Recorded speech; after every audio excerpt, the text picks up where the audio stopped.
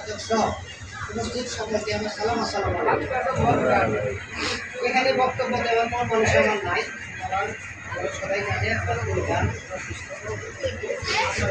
আমি এখানে উপস্থিত হয়েছি। তবুও আমি বলছি, আমি একটু বলে শেষ করবো। প্রথমেই বলতে চাই যে আমার জনগণ বিএনপিকে ভালোবাসে, অতীতেও বাসছে, এখনও বাসে। ইদানিং যেমন ইউনিয়নের বিএনপি কিছু জেমেনে পড়েছে, তার কারণ নেতাকর্মীর সমন্বয়, কমিউনিকেশনের অভাব।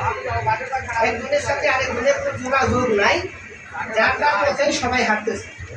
কে কিভাবে কামারুচি করবো, কে কিভাবে কোন দিকে যাবে, এই দিকে সবাই দেখে।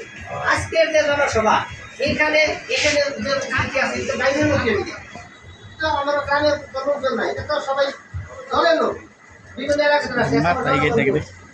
তারা কি গ্রামের এই কয়েকজন লোক?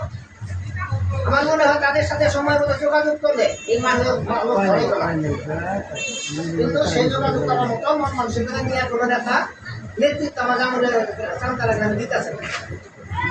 আর এখানে লোক ডাকলেই আসে ইনশাল্লাহ, একটু যোগাযোগ করলে আমার মনে হয় বার্তা করে দিতে।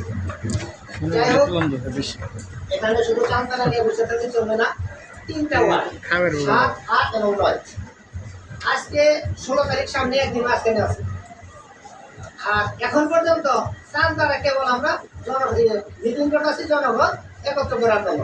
আরো যে 2-3টা ওয়ার্ড আছে, গ্রাম আছে, তাদের কোনো খবরই নেই। তাদের কোন সময় আপনারা তার সময় তো আপনাদের খবর আমরা দোকান করে নাম নেই